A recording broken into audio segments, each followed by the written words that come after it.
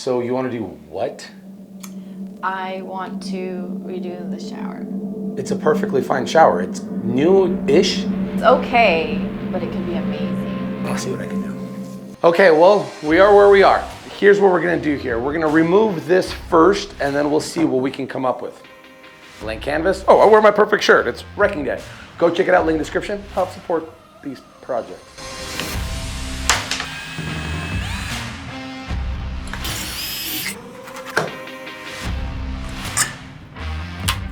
If you're ever caught in a situation where you have to remove the tub, here's one thing you need to know. You need to get a little specialty tool like this.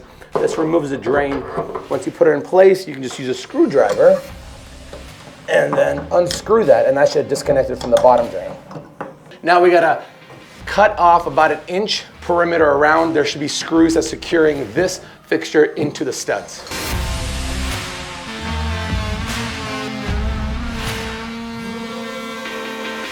It's a hand workout.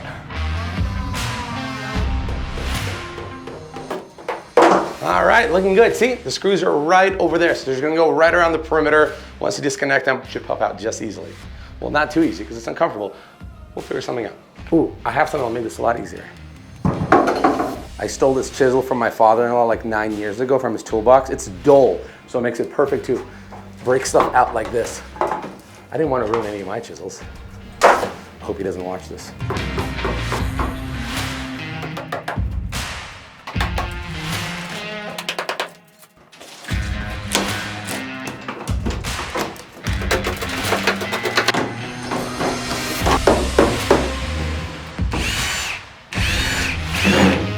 And just like that, this thing can come out. Now, because it's fitted, there's no way for it to just pop out, toilet and all that stuff. So I'm just gonna break it in chunks, and stuff that's a little too hard, I'll use my reciprocating saw.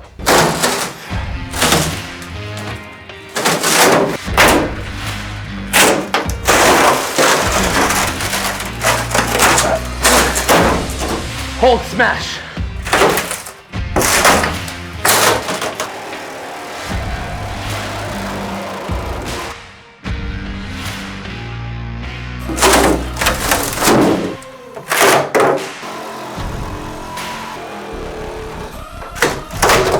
I think it's about time I take the curtain rod off. Let's see how strong they are. Not very strong, are they? Maybe a good idea not to lean on one.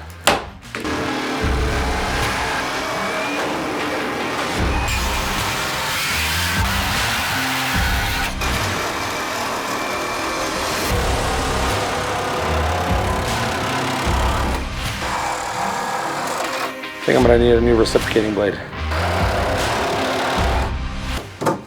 Oh, I know what they did. They glued the bottom onto a platform, so we're gonna have to take that chunk by chunk.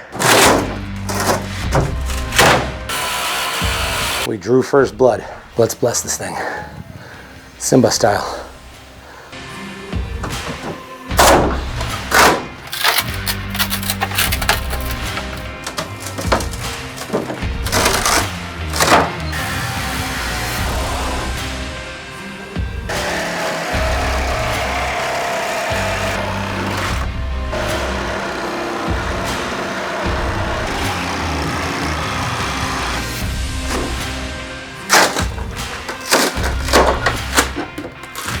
Better put these on because knowing my luck, it's gonna go straight in my eye.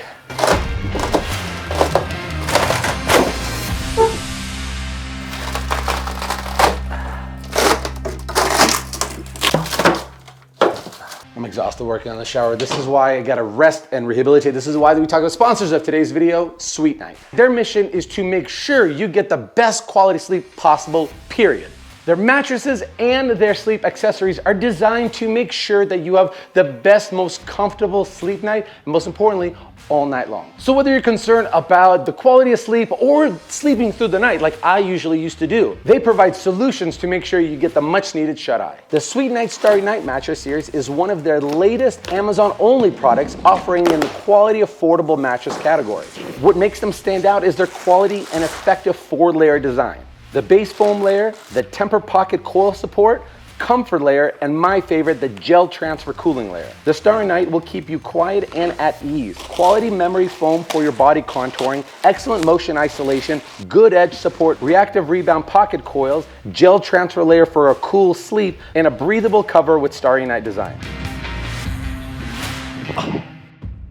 What I personally love about the Starry Night mattress is that the support is like sleeping on a cloud. Not too soft, but also not firm. Like, I don't like when it's too firm. Beautiful. And at the same time, when you're rolling around, you're not waking up your spouse as you go to the bathroom. So click the link down in the description below and check out the Sleep Night Starry Night mattress. Now, let's go finish the shower. Now, normally I would keep this platform because we're gonna need a platform for our next tub, but this one has a radius up front, which is not what we're looking for. Now that the demo is done, we got a clean slate. Before we start repairing the drywall, we first need to put the tub in, because that's the sequence of events, right? Tub, then drywall goes under that lid, covers all those screws. So let's go buy a tub. I picked up the tub, and here's the hardest part of this install. It's gonna be to figure out all of these measurements to make sure that it lines up with our new tub. Keep in mind, what we have here is a jungle gym looking thing. The drainage from the top is coming to the side. It's there to accommodate the previous tub. So we have to follow the instructions and the schematics on the new tub to make sure all our measurements are picture perfect so the tub can just slide in. Fingers crossed. Don't screw anything up. Well, this is a sign I need some fresh ABS cement. Got a fresh can of ABS cement. Because it's ABS, you don't have to use the primer, that purplish stuff.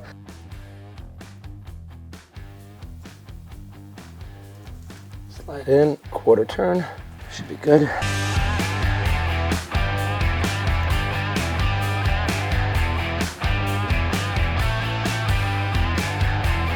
I learned this level trick from a plumber I saw a video once do. And I thought that was so brilliant because if it's off a little bit, it's gonna be really hard to make a nice watertight seal. So, all right, I think that's good. Let's go bring in our tub.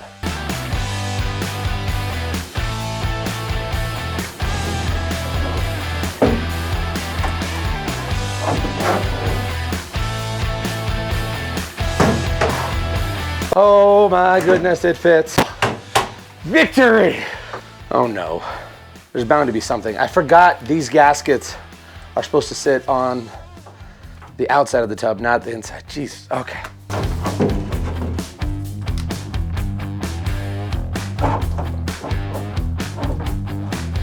It fell.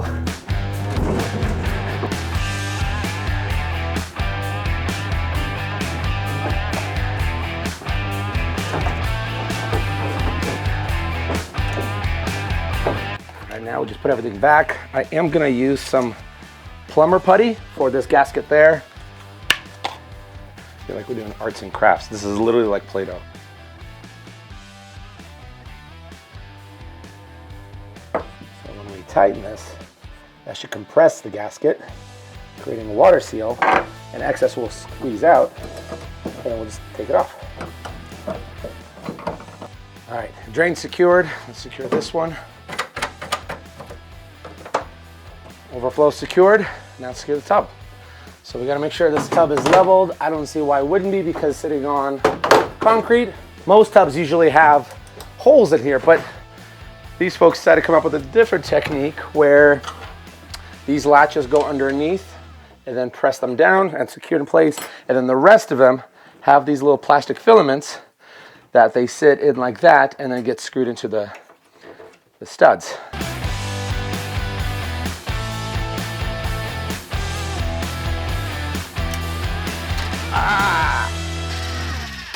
All right, this thing's not going anywhere. Next thing, oh, you know what I just noticed? This is not aligned, which is, I mean, it's fine. It's a different thing. I'm gonna have to get a different water faucet here, but we're gonna have to move our plumbing here, which means I'm gonna have to move that. And I thought, no, that's nice. That's not, I'm not gonna have to mess with it, but I guess I will. But I'll throw drywall on the sides first and leave this last. All right, drywall. Anywhere there's moisture, laundry rooms, bathrooms, I don't know about kitchens, probably not the kitchens. You gotta use this green stuff. It's mold resistant.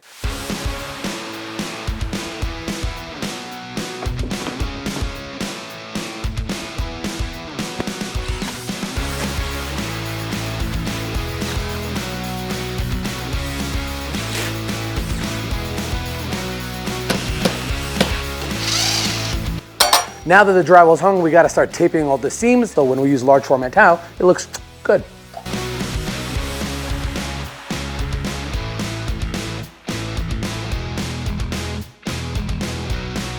So the new water valve finally showed up. I got it on Amazon, 160 bucks. As you can see, we're gonna need to cut this off, put a new 2x4 that's recessed in, and then recenter it.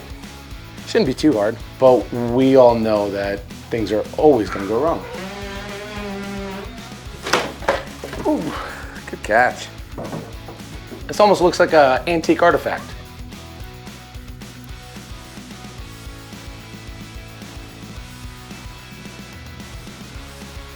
Wow, okay, so this is where the spout for the tub comes in. I didn't realize it would be awkward to put a regular there, so this seems more appropriate for the regular. So I have to cut the drywall that I already put up. First mistake, check.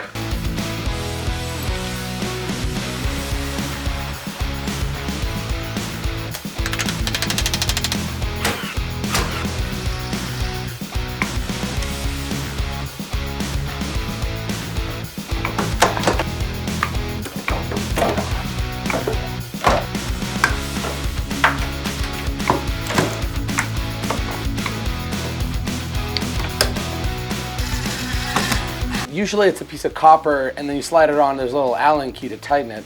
But this one you have to screw it in. So the solution is we're gonna use galvanized steel. This is 5.5 inches long by 1/2 inch. Screw that in and then screw this in place. I just have to make sure my spacing is correct to make sure to accommodate tile and drywall. But apart from that, a little Teflon tape, we should do it. I've done 5 showers in my time, and one thing that I keep always screwing up on is making sure my drop ear is in the right proximity to account for the rod that's going in there for the shower sprayer and the tile and the drywall.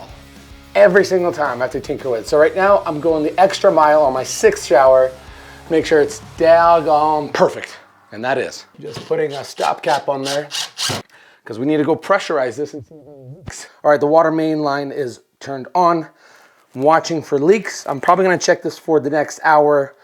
Make sure nothing's leaking, not even a small drip. Sometimes these little female connectors, the Teflon, maybe you didn't put enough rotations in there.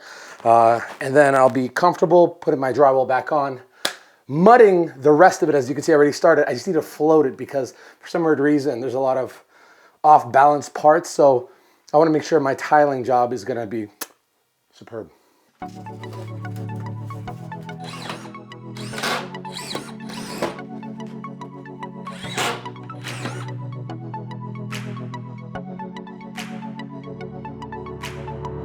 Okay, everything's floated, seems pretty even. I didn't do a crazy perfect job. So I'm just gonna lightly sand, make sure I get rid of any kind of bumps, grooves, and then we can start applying our waterproofing membrane.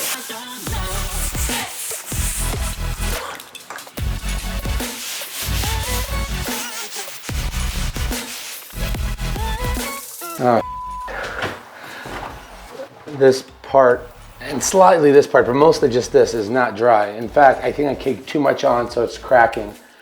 So I gotta give it another day. Hopefully it'll start curing up. But damn, this is gonna make me fall behind schedule. Well, let's wait. So the drywall finally fully cured and we can start waterproofing. And the nice thing is I didn't really have to waste a full day of work waiting on this. So I actually got proactive and I finished off the tile all the way up here because this used to be an arch and that sucked. So I had to rip out some tile piece to make sure it flows. So for waterproofing, we're using waterproofing membrane. This is from Schluter. It's kind of like the go-to everywhere. It's just gonna go from top all the way to the bottom, and then all the seams are gonna get overlapped by 2 inches to make sure that it's nice and tight. By the way, make sure your thin set is polymer enriched, so there's a stronger additive to it. And the trick that my tile guy taught me is that when you apply the waterproofing membrane, the thin set on the wall, make sure the thin set is wet so that it's not too dry and it actually can have good adhesion between the membrane and the drywall. Let's get working.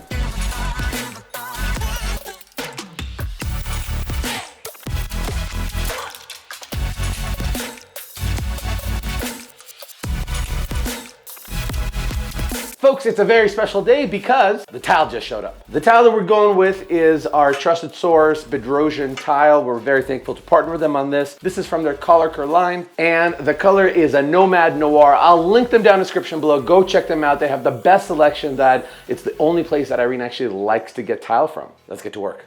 So the process is gonna be, instead of staggering them like I've always done, What we're gonna do this time is a little bit different. I'm actually really excited about it because I've never tried this, is we're actually gonna line them up this way.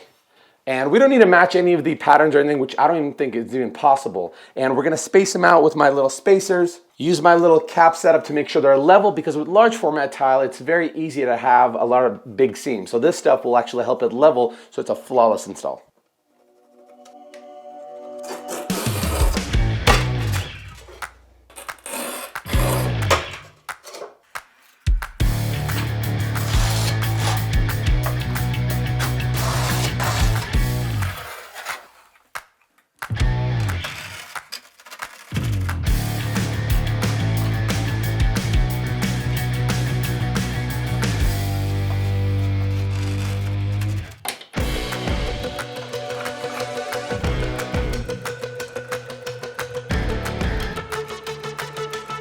So at the very beginning, everything's looking great. The start is usually the part that you need to kind of slow down and think through in terms of your tile formation, because as you can see, I have small pieces on the sides. It can't fit an extra third long format tile. So you kind of have to pre-plan so it's symmetrical. So my plan is gonna be, here's a short one, here's a short one, here's a big one, and then we'll continue this pattern all the way up. I cannot stress enough how helpful these leveling kits are.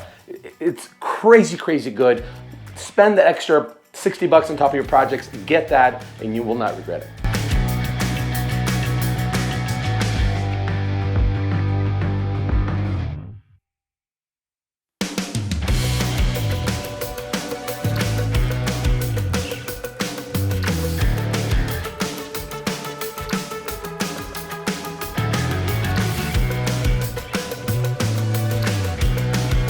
Oh, Bubba, I'm so happy how this looks. This came out so great.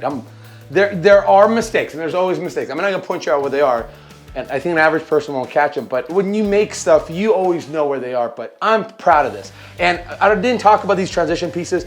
You can buy them at your local hardware store. You can get the transition pieces for your tile. I personally find these metallic ones, aluminum ones, so much better, easier to install, and they create a lot slicker look. Now, to the grout.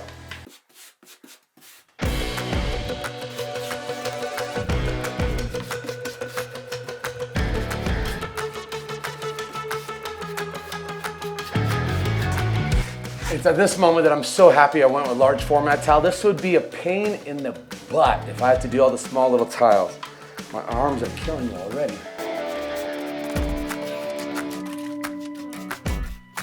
We have to let this dry for the next 15 minutes. I'm gonna get my bucket of water and we'll start cleaning this up.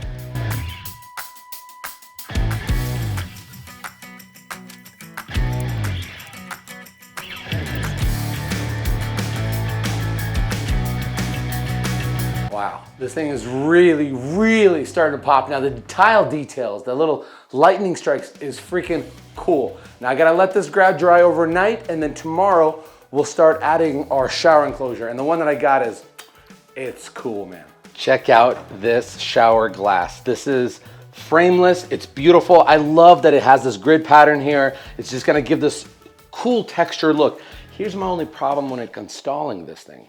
As you can see, this is a nice straight edge, and here's where the problem comes. And the tub here has a radius. So when we put our channels in to hold our glass, this doesn't create a small gap that we need. So we gotta get a little squirrely here. I have to chisel in this little notch so that sucker could sit flush in there. And then we'll caulk it and silicone it and get rid of any imperfections, but we gotta get creative here.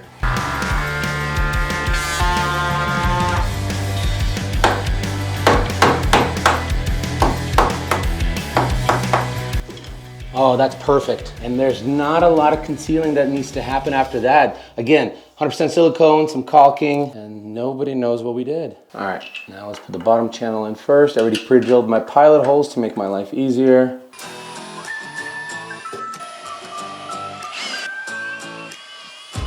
Now for the top bracket. I shouldn't be eyeballing. Getting precise measurements would be better.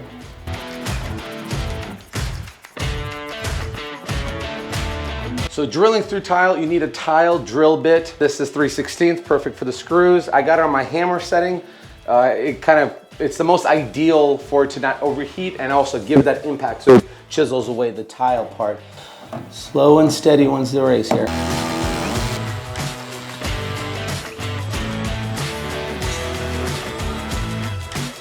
Well, just found a fun thing. The stud ends here, no stud there. But luckily this kit came with these anchors, so I'll just have to bore these holes out a little bit more to fit the 5/16 anchor.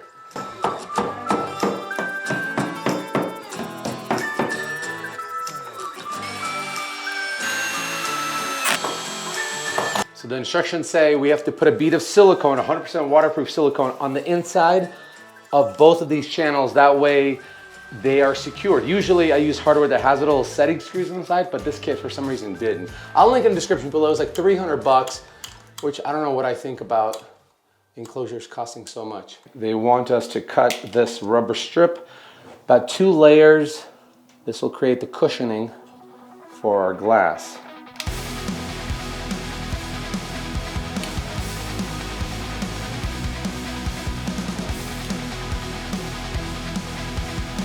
All right, this is the moment. Bring the glass.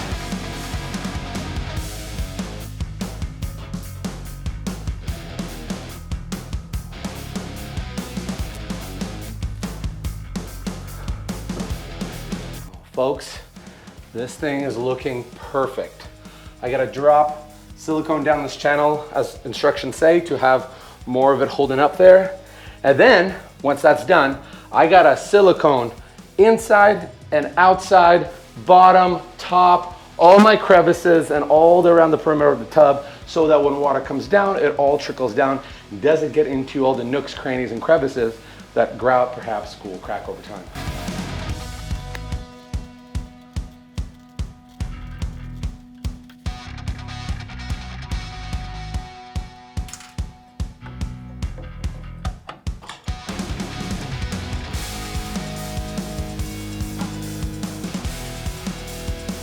I'm gonna install the rain shower head and start cleaning this puppy up, and I'll show you the big reveal and turn it on for you.